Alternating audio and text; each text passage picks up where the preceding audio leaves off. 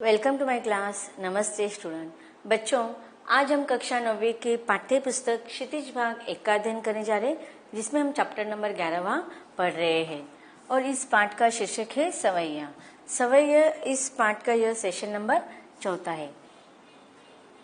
सवैया आपके काव्य खंड से लिया गया पाठ है, जिसका रचयिता है रसखान। रसखान इनके 3 अलग अलग सवैयों को हमने अलग अलग सेशन में पढ़ लिया है। अब सवैया क्रमांक 4 को हम विस्तार से सेशन नंबर 4 में पढ़ेंगे। सबसे पहले हम सवैया क्रमांक 4 का विस्तार से सस्वर वाचन कर लेते हैं। काननी दे अंगूरी रहीबो जबही मुरली धुनि मंद बजय है। मोहनी तानन सो रस खानी अटा चढ़ी गोधन गहे तो गहे। तेरी कहो सिगरे ब्रज लोगनी काली कोहू कितहो समुझे है। माई रे वह मुख की मुस्कानी समारी न जेहे न जेहे न जेहे। अब देखिए यहाँ पर कवि रसखान के श्री कृष्ण के प्रति अनन्य भक्ति तो हमें दिखाई देती है, लेकिन गोपियां जो श्री कृष्ण के बहुत ही नजदीक थी, उनको श्री कृष्ण के प्रति इतना प्रेम इतना स्नेह था कि वह अपनी सारी सुध बुध भूल जाते थे। अब जब श्री कृष्ण जब मधुर बांसुरी बजाते थे तो उस बांसुरी का आवाज सुनकर क्या हो जाता था, उसका असर पूरे ब्रजवासियों पर हो जाता था। यहाँ तक कि सारी गोपियां अपना काम धाम छोड़कर उस श्री कृष्ण के बांसुरी के धुन में खो जाती थी।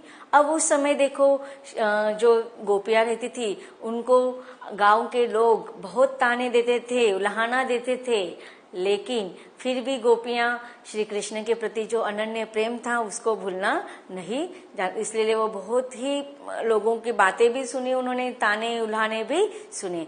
तो उस समय अब गोपियां अपनी भावनाओं को व्यक्त करते हुए कह रहे, कवि क्या कर रहे हैं कि कानन दे अंगूरी रही वो जबही मुरली धुनि मंद बजाए। अब गोपियां कह रहे कि कानन दे अंगूरी, काननी कानों पर, दे देना, अंगूरी उंगलियां, रहीबो रहेंगे, जब ही जब, मुरली अर्थात श्री कृष्ण की बांसुरी, धुनि धुन, मंद स्वर, बजे है। अब गोपियां क्या कर रही है कि देखो सारे लोग उनको ताने देते हैं और वह लोक लाज के वजह से श्री कृष्ण के प्रति अपने मन की जो भावनाएं हैं उनको वह बहुत संभालने की कोशिश करते हैं, छुपाने की कोशिश करते हैं, लेकिन गोपियां अपने मन में श्री कृष्ण के प्रति जो प्रेम है उसको छिपा नहीं पाती। लेकिन लोक लाज के वजह से वह कहते हैं कि अब चाहे मुरली श्री कृष्ण अपनी मुरली का कितना ही मुरली को बजाए और उस मुरली के द्वारा जो धुन मंद मंद स्वर सुनाई देते हैं, उन स्वरों को हम नहीं सुनेंगे, उस स्वर हमारे कानों पर ना पड़े, इसलिए हम क्या करेंगे, कानन दिए अंगूरी रहेबो, अर्थात हम हमारे कानों को उंगलियों में डालकर बंद कर देंगे। अब इससे क्या हो जाएगा, जब हम हमारे कानों में उंगलियां डालकर कानों को बंद कर देंगे तो उससे श्री कृष्ण के द्वारा जो मधुर मुरली का स्वर बजाया जाएगा तो वह मुरली का स्वर हमारे कानों पर नहीं आएगा। अब आगे कवि कहते हैं कि मोहनी तानन सो रस खानी। अब मोहनी मन को मोहित करने वाली, तानन तान स्वर, सो रसखानी, रसखानी का अर्थ है, देखो यहाँ पर कवि रसखानी कह रहे हैं, ऐसा भी हो सकता है, और रसखानी यहाँ पर कवि ने किसके लिए प्रयोग किया है, गोपियों के द्वारा या गोपियों के माध्यम से श्री कृष्ण के लिए, प्रभु श्री कृष्ण के लिए। अब देखिए रसखानी अर्थात श्री कृष्ण अटा चढ़े, अर्थात अट्टालिका पर चढ़कर, देखो जो उनके महल रहते थे उनके घरों पर चढ़कर वह क्या करते थे, गोधन गहे तो गहे। अब देखो गोधन, इसके पहले इसमें भी गोधन शब्द आया था, उसमें गो का अर्थ क्या होता है, गाय, तो गाय रूपी जो धन होता है उसे भी हम गोधन कहते हैं। लेकिन यहाँ पर गोधन का दूसरा अर्थ क्या है कि ब्रजवासी या ब्रज क्षेत्र में जो गीत गाए जाते हैं, अर्थात उसे हम लोकगीत भी कहते हैं। तो देखो यहाँ पर जब श्री कृष्ण क्या करते थे, मुरली बजाते थे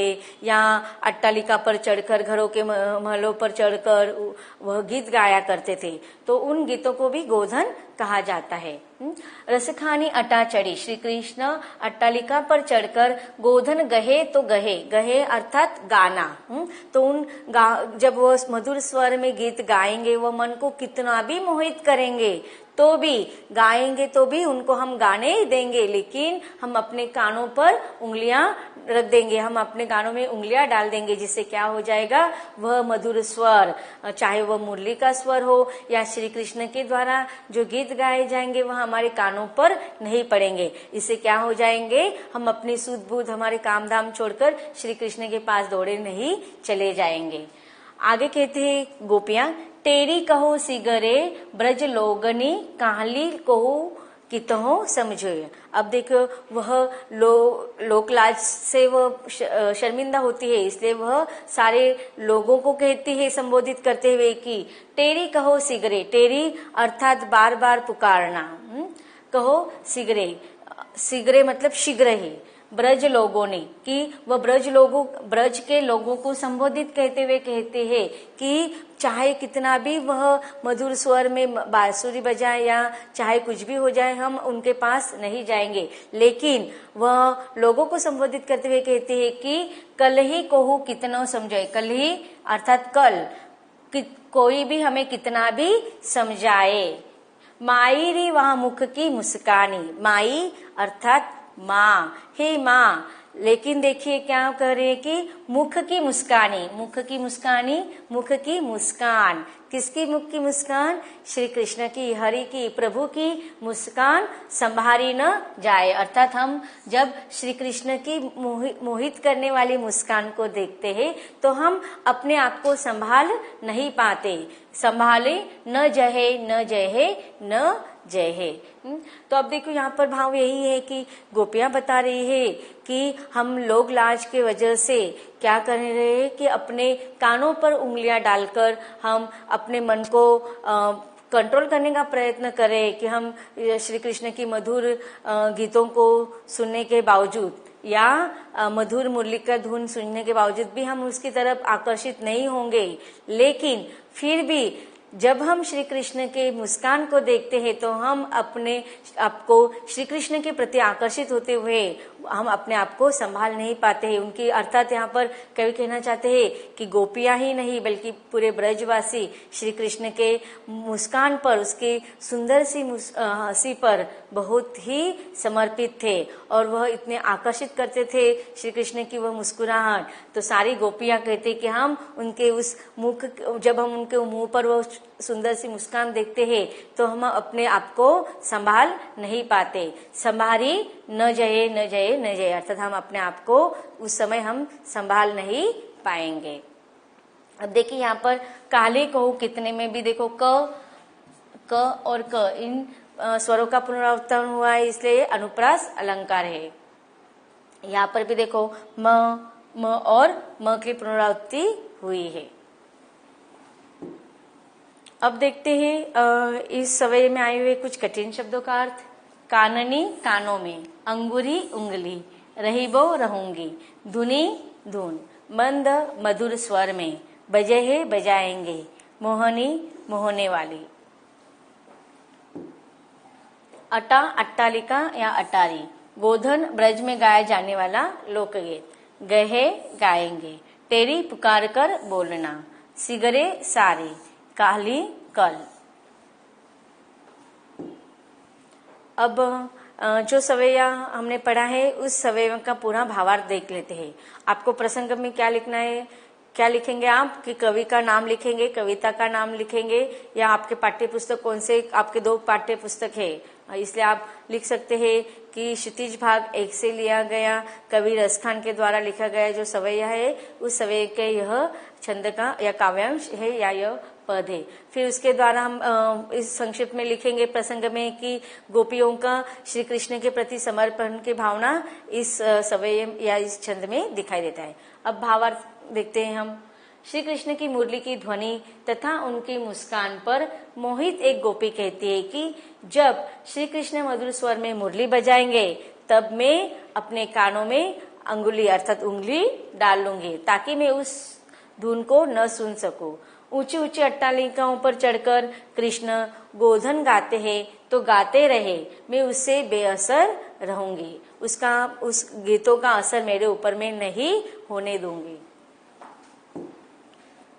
मैं ब्रज के लोगों से चिल्ला चिल्ला कर कहना चाहती हूँ कि कल को मुझे कोई कितना भी समझाए, पर श्री कृष्ण की एक मुस्कान पर मैं अपने वश में नहीं रह सकूंगी।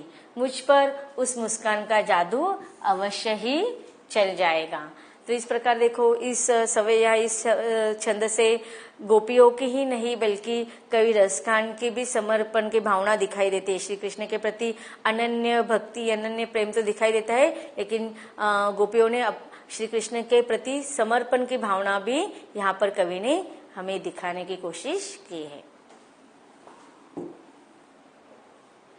तो बच्चों, इस प्रकार रसखान के द्वारा लिखा गया जो सवैया है उसमें हमने अलग अलग सवैयों में अलग अलग भावों को देखा। जैसे कि पहले का सवैया में हमने, पहले और दूसरे सवैया में हमने कृष्ण के प्रति जो अनन्य प्रेम, अनन्य भक्ति और समर्पण की भावना को भी देखा। फिर अगले सवैयों में हमने श्री कृष्ण के प्रति गोपियों का प्रेम तथा उनके समान वेशभूषा धारण करना, ये सारे छोटी छोटी बातों को कवि रसखान इन्होंने हमारे सामने वर्णित किया है या चित्रित किया है।